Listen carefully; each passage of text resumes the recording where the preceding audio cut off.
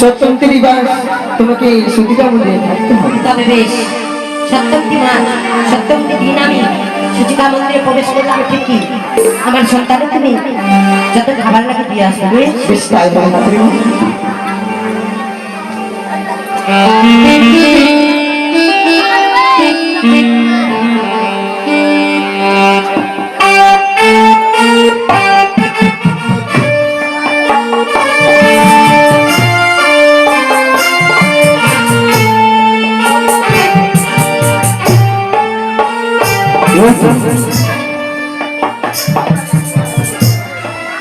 এই তো হচ্ছে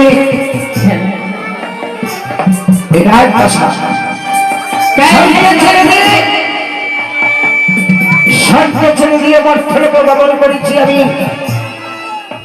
আমার নাম সাজারা পুরুষ। তাই প্রতিটা গৃহে সূচিকা মন্দিরে আমি প্রবেশ করে ওই ভাড়ার ব্যাপারে আমি লিখেছি। তাই তো আর বিলম্ব নাহি প্রয়োজন, অতি শীঘ্রই আমি করিব। বাহ, সবাই যেন ঝড় বড় পাতায় সুন্দর করে আজ ঘুমিয়ে রয়েছে তত্ত্ব মানবগণ আজ সুন্দর করে ঘুমিয়ে রয়েছে। এই সুযোগে আমি সূচিকা মন্দিরে প্রবেশ করি। কি আমার প্রতিশ্রুতি দিয়েছে তাই কি আমি করবো না? এ হতে পারে না। তবে আমি ওই দর্শন করে আসি সত্যকে। আমি ঘুরিয়ে আমি মনে করেছি বিরাটা পুরুষের দর্শন কোনোদিন পাইনি। আজকে যদি না পাই তবে যে আমার মন কেমন হয়। তবে এই মুহূর্তে আমি ঘুরতে পারি।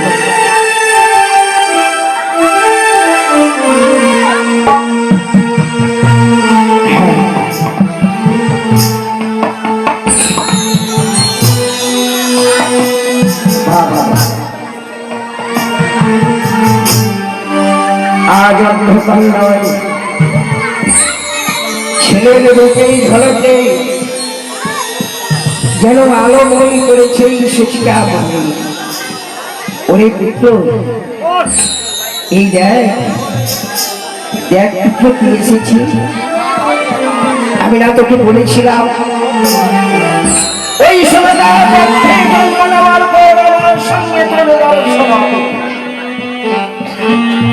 আমি কথা দিয়ে কথা লিখেছি। তবে অমর করে আপনি রঙিয়ে থাকিস না। দেখ পুত্র, ইচ্ছা হচ্ছে আমি তোকে রক্ষে আর পক্ষে থেকে যদি আমি জানি তবে যে আমি স্বর্গে গিয়ে আমি শান্তি পাবো না। সূচিকা মন্দির তাকে আমি স্পর্শ করব, শুধু স্পর্শ করব নলাতে লিখুন এখানে বড় যে পবিত্র। ওরে পুত্র, পারলে তুই আমায় ক্ষমা করে দিস। আমি বড় আশা করে এসেছিলাম তোমায় আমি অমর করে দেব। তবে দেখ পুত্র, ওই জলকে আমি কি লিখনে লিখে দিচ্ছি,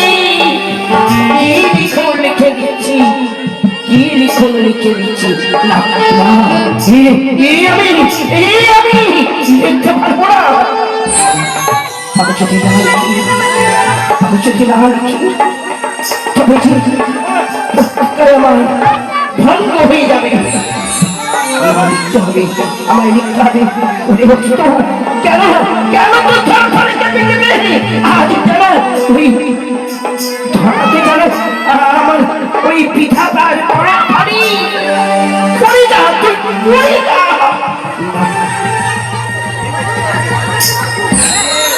হচ্ছে না আমার ভাষা থেকে। এবার আমি লিখে দিই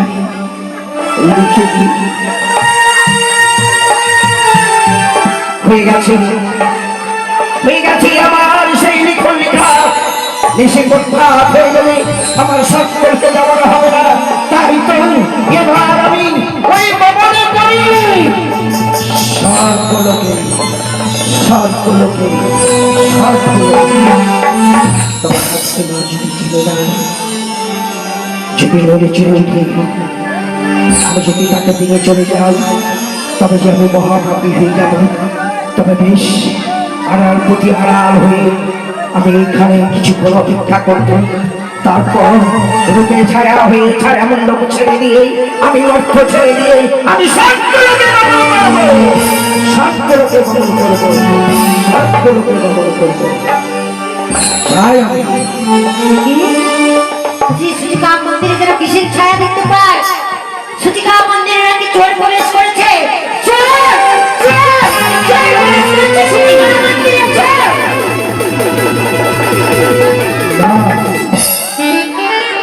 আমি আড়ালে আমি লুকিয়ে রয়েছি। আমি চলে নই আমি। তুমি যদি চলে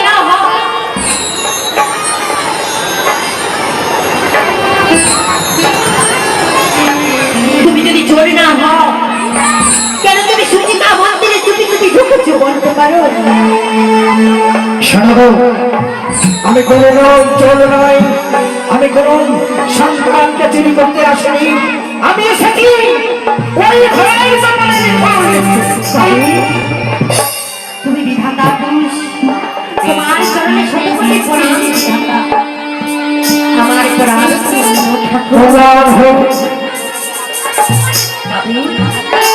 এই সন্তানের মালা থেকে দুঃখবান রক্ষা হয়ে গেছে ঠাকুর। তুমি কি সন্তানের লিখনে লিখে দিয়েছ? দেখি কিছু বলতে চাও? তুমি কি সন্তানের মালাতে লিখনে লিখেছো ঠাকুর? আমি লিখেছি। তবে আবার কি লিখনে লিখেছো তুমি আমার বলতে পারবে না? তা তো তোমায় আমি বলবো না। কেন? আমার যে মনে চাই সন্তানের লিখনে আমি শোনা, সেই জন্যই আমার এক করে 6 পুত্র হারিয়েছে।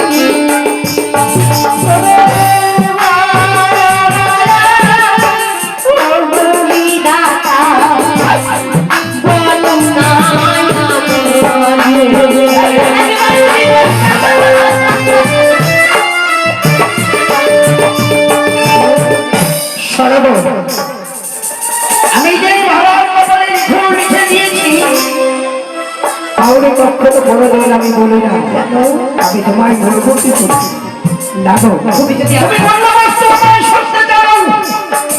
আমি তোমায় শোনাবো, তবে এই লিখনের কথা কাউকে বলবো না।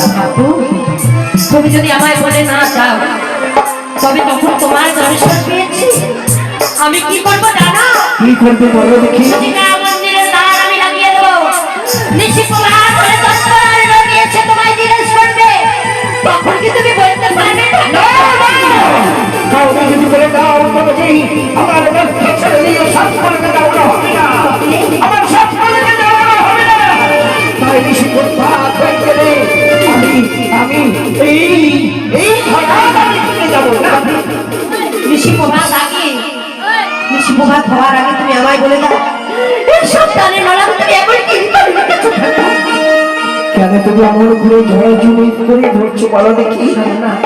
আমি মনেতে মনে ছোড়ে মন, যে মা ছটি সন্তান মারা যায়, সেই মা আবার সন্তান পেয়েছে, সেই সন্তানে তুমি এমন কি আয়ু লিখেছো তুমি আমায় বলে দাও ঠাকুর। এই পুত্রের জন্য যদি তোমার মৃত্যুতে বড় হয় তবে তুমি কি করতে পারো?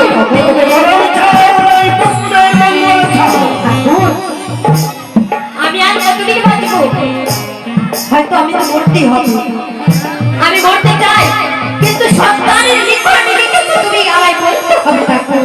এই সন্তানের আমি মঙ্গল চাই, তুমি আমায় বলো ঠাকুর। তবে তুমি করলো পাপ করে শোনো, তবে একটি কথা জেনে রাখো, কাউকে কখনো যদি বলে দাও তবে কি হবে জানো? তোমার শিরার মৃত্যু হবে।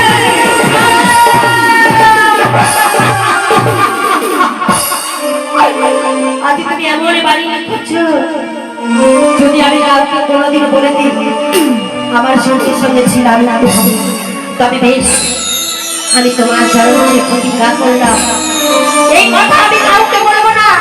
আর যদি বলি তাই আমার সঙ্গে সঙ্গে আমার সঙ্গে ছিলাম মৃত্যু। বাবা শুনে বড় সন্তুষ্ট হলাম। অপরের একটি পুত্র, সেই পুত্রকে আপন করে দিয়ে নিজের মরণকে আজ সমর্পণ করিতে ভগবানের কাছে। ধন্যবাদ নারী ও বেদনারী, তাই আমি তোমাকে তোমার ভক্তির জন্য আমি তোকে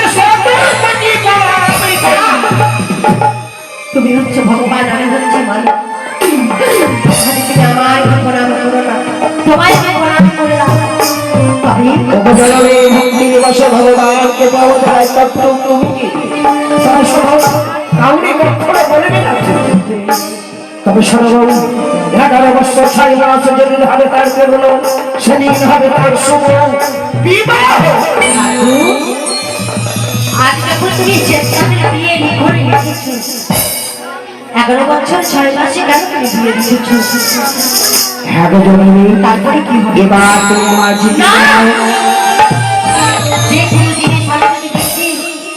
যে কোনো জিনিস আমি পড়ি, যদি পুরো না পড়ি আমার করার কোনো অমঙ্গল আসছে, অমঙ্গল আসছে তোমার সেই আজ সর্বঙ্গে অমঙ্গল আসছে।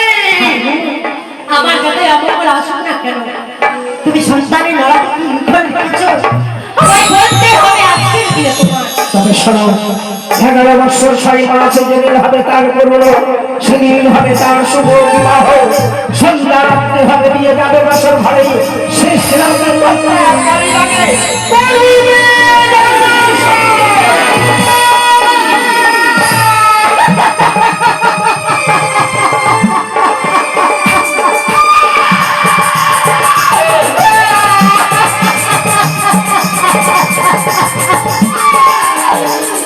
একটি বাড়ি তুমি আমার শিখিয়ে চলে গেলে, যদি জানালে দিনে থাকো তবে তুমি কেড়ে কেন নেবে? মাত্র 12 বছরের আয়ু দিয়েছো তুমি। এই কথা যদি আমি রানীমাকে বলে দিই আমার সঙ্গে সঙ্গে ছিলাম আমি তো বলতে পারবো না। যদি আমি মারা যাই আমার সন্তানকে কে দেখবে? তবে রানীমা, ও রানীমা, দাইমা, ও দাইমা, আজ দেখি শুভ রাত হতে না হতে তোমার নয়ন বাড়ি বিসর্জন বর্ষণ হইল। আমার নয়ন বাড়ি জানো আমার কেন কষ্ট লাগে? সত্যি তো আমি যে কাঁদছি কার জন্য কাঁদছি? তবু ধাত্রী মা, তুমি কি আমার এই সন্তানের কোনো অমঙ্গল দেখছো বলো না গো? আমি যদি বলে দিই তবে আমি কি বলবো? না, আমি তোমার সন্তানের কোনো অমঙ্গল দেখছি কেন জানো কাঁদছি? কেন কাঁদছো মা? আমি নয়নে বাড়ি কেন ধরায় জানো? তোমাদের গৃহে আমি এক এক করে 7 দিন রয়েছি। ঘরে আমার সন্তানের কথা মনে পড়েছে বলে আমি অনেক যত্ন করি। ও তাই মা, তোমার এই সন্তানের জন্য তোমার এই নয়নে বাড়ি বর্ষণ হয়। বেশ তাই মা গো, বেশ, তোমাকে আমি আরে বাধা দেব না।